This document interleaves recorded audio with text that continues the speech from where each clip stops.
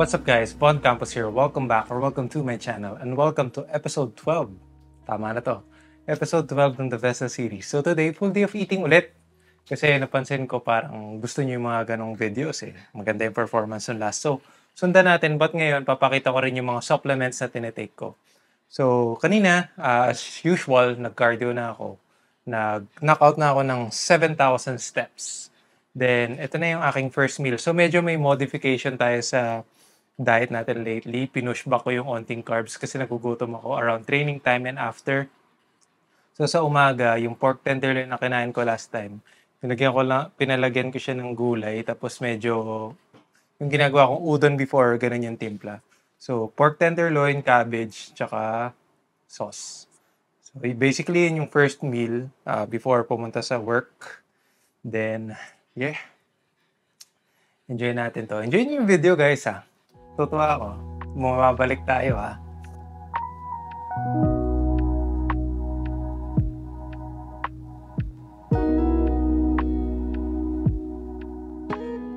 Okay, so ito na yung daytime supplements ko. So first of course is fish oil. Pang health, skin, lahat na ng gusto mo. Tsaka I don't eat fish. Kaya yung healthy fats ng fish dito ko kinukuha. So I take 2 tablets. Tapos of course, biotin para sa aking receding hairline na baka makatulong. And also vitamin C. So medyo naghihingalo na yung vitamin C ko. Bigay ito ng nanay ko galing Japan. Japan. So I take 1,000 milligrams a day. So 500 lang naman yung recommended pero praning tayo. Tsaka bawal tayo magkasakit. Especially on prep. Kaya I take 1,000. So biotin, I take 900 micrograms kasi sabi nung friend ko na pharmacist, shoutout kay Viv, pag more than 1,000 daw, hindi na na-absorb ng body. So, sayang. So, tinitake ko siya lahat, all in one, go.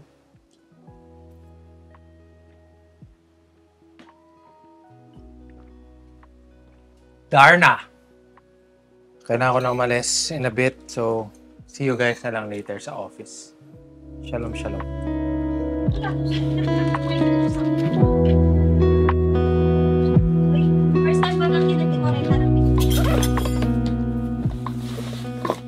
Okay, meal number 2 is chicken breast. And kung napanood niyo yung last one is may oatmeal ako kinain sa umaga, di ba? So, minove ko na siya pre-workout para may carbs ako. More carbs before, kasi alam mo yun, bago talaga magbuhat.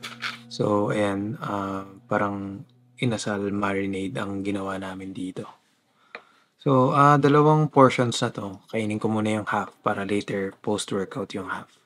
At some point, parang matutuwa ka na rin sa medyo dry na food. I mean, sa cold na food pala.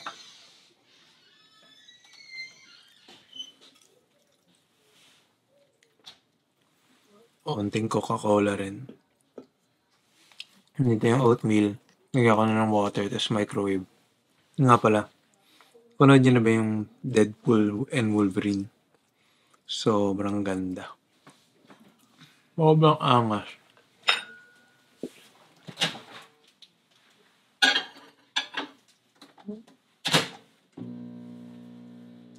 Ito na yung oats. Tapos meron tayong, of course, Mrs. Butterworths. So, kailangan yung bantayan to sa microwave kasi baka umapaw. Sige lang, go lang.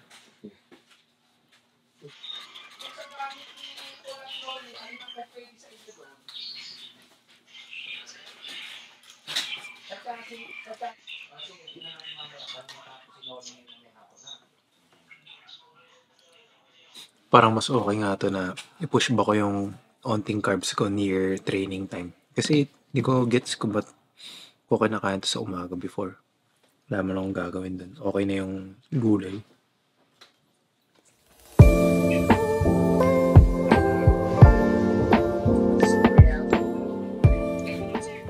Okay, I guess ito na yung isa sa mga win-weight nyo.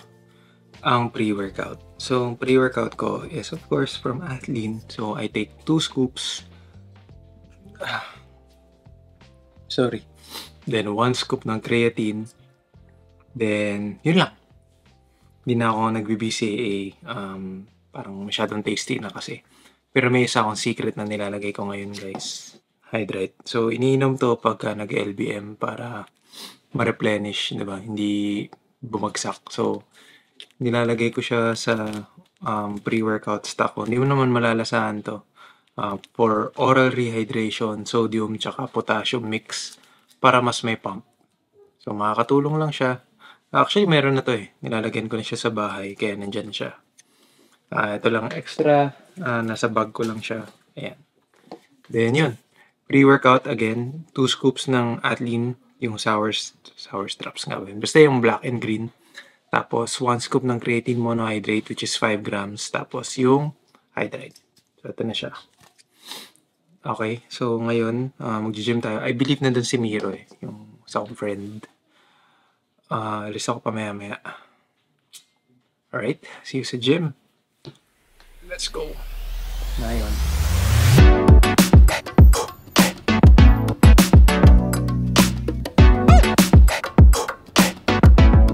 Alright, dito na tayo ngayon sa gym. Kasama natin si Tao Miro. Hello vlog! What's up guys? Ay mali. Monday na naman. Okay, so may legs ako today. Si Miro rin magle-legs. Medyo maingay sa gym eh. So hindi na ako magsasalita. Pakita ko na lang yung workout in a montage. Let's go. Kailangan mabilis lang. Quickie.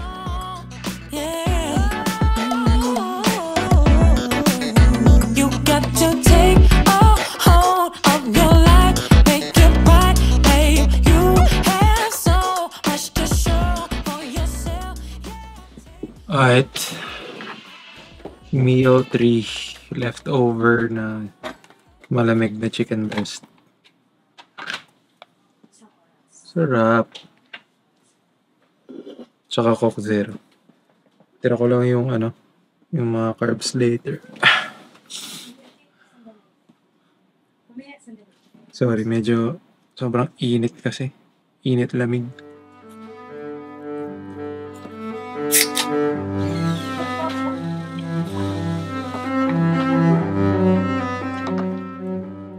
Ganina sa Lucky Chinatown, meron parang bread talk doon, Clydes.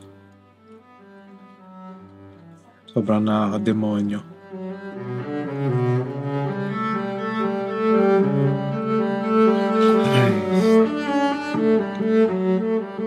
Sadness. Okay, hindi ko na matiis. Banatan na natin tong kamote edition. Yun, sarap. Ugat.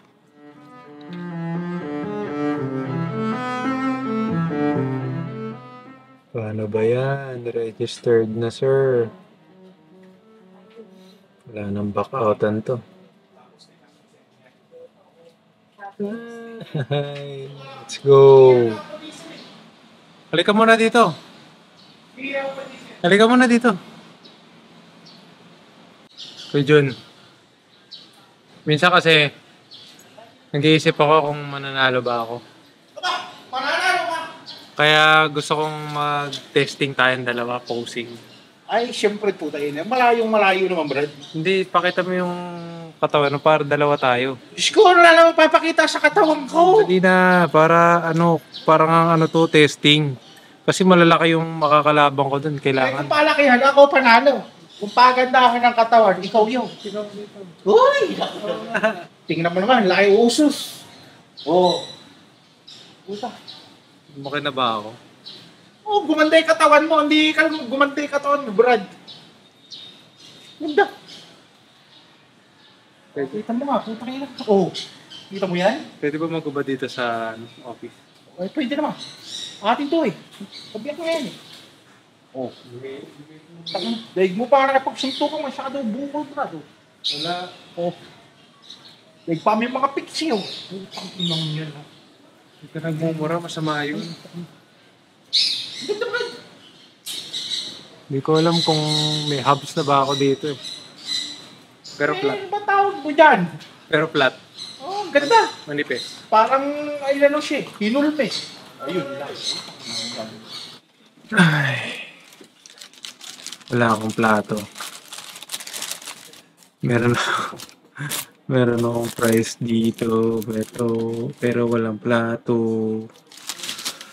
currently 5:09 hapon. Onting snacky poos.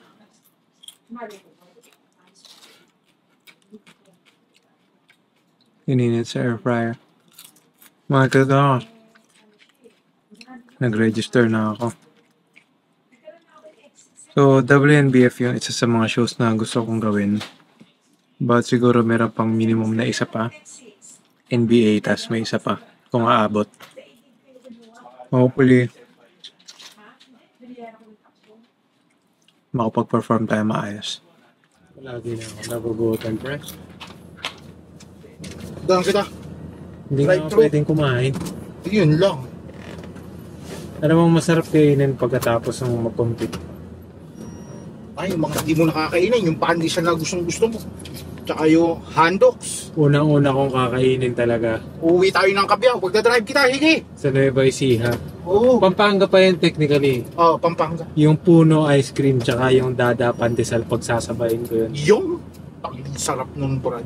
Kakainin ko yun lahat. Yung. Tsaka handoks. Jollibee. Isang bakit, ano? Jollibee isang bucket, tapos isang bucket ng beer. Yung. Hindi pa nakakauwi ng, ng kondo eh. Ubus na agad. Simple lang naman ako eh. Uy. Pandesal lang eh. Beer tayo na. Kahit saan mo gusto. Sa kaliligaya. Tayo sa beer. Putang. Everyday. Bamutot ka pa. Pambihirang patis na eh. Hindi ka pa sa baba. Hindi ka pa sa baba. Bamutot ka tibaho. Excuse. Ang bulo. Pakisa mo yan. Hindi ako nagbibirong baho. Kamote. Ako yung burna. Babaw ba? Baho. Pagit na nga ilong ko. Na-dislocate pa sa utot. Baho nga. Baho nga, Brad. Hoy! Umalingasaw. Baho nga, Brad. Hindi ako nagbibiro. Amoy kamote. Ay.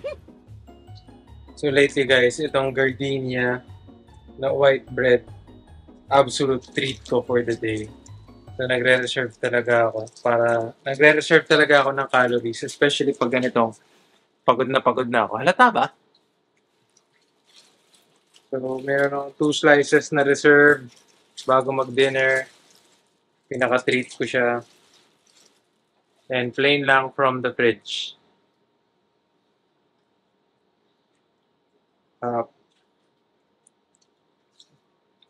Cheers sa mga tinapay man. First cheat meal na gagawin ko after ng show or nung last show is pandesal. Yung pandesal kasi doon sobrang sarap talaga sa may Pampanga area. Okay, last meal natin, top round na may broccoli, so parang Chinese style. Stir-fried lang siya.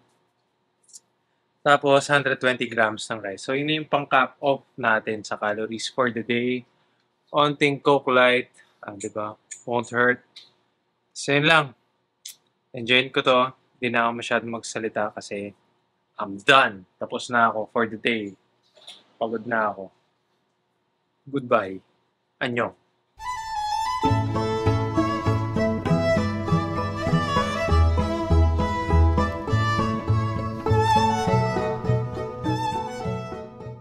Okay, for the nighttime supplements naman, bukod sa skincare and minoxidil, are itong dalawa. So, first is magnesium glycinate. So, more on, parang, hindi naman siya sleep aid, pero nakakatulong siya sa sleep quality. So, si Air yung nag-recommend sa akin mag-take nito. Itong brand na to, more than the recommended minimum effective dosage. So, I suggest na pagka kukuha kayo, dun muna kayo sa minimum suggested dosage, which is around 250 milligrams yata, if I'm not mistaken. So, ito, 1 capsule is 500. Okay na siya. I guess nakakatulong naman siya sa sleep quality. Di ako nakagigising sa madaling araw, sumisigaw, unlike before. Then, next is ashwagandha. So ito naman ni-recommend ni Grant, more on pampababa ng cortisol level. So more on sa sleep quality rin siya nakakatulong sa akin.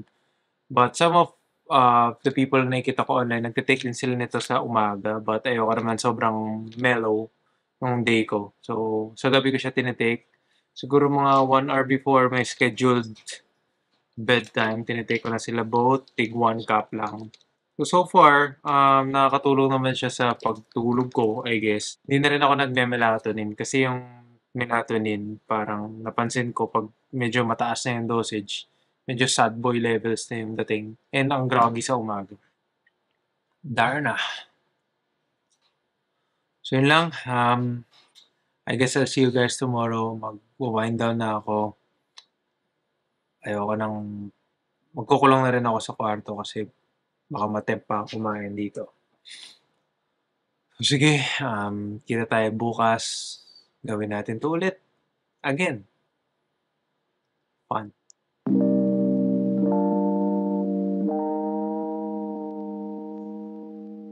Okay, so that's gonna be the end of this video. I hope nag-enjoy kayo. So, ending macros here sa taas. Alright, so yun lang yung supplements ko. Hindi naman ganun ka-complicated. Wala naman akong tinitake na out of the ordinary except yung parang sodium potassium na sachet powder. And kung napapansin nyo, sobrang flat ko na talaga. Again, siguro pag natural lifter, ganun yata talaga yung psyche. But yeah, yun lang. Tinitle ko tong episode na to as gratitude kasi ewan ko, for the last week kasi ang dami kong naiisip na something to be grateful for. So yung family ko, yung work ko, support system ko, yung girlfriend ko, yung dogs ko, lahat. And kayo guys, sa mga OGs na nanonood nitong channel for months if not years, thank you for sticking kahit na, alam mo yun, medyo cultish tayo.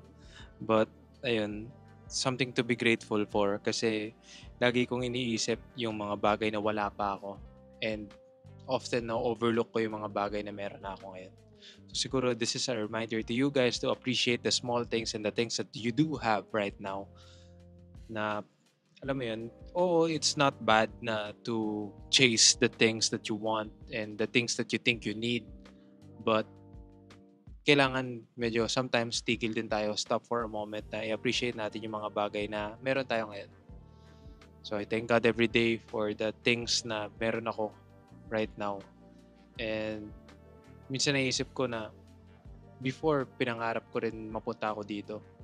And pinapangarap ko mapunta ako sa iba. So, alam mo yun, it never ends. Kaya sometimes, it's a good idea, I guess.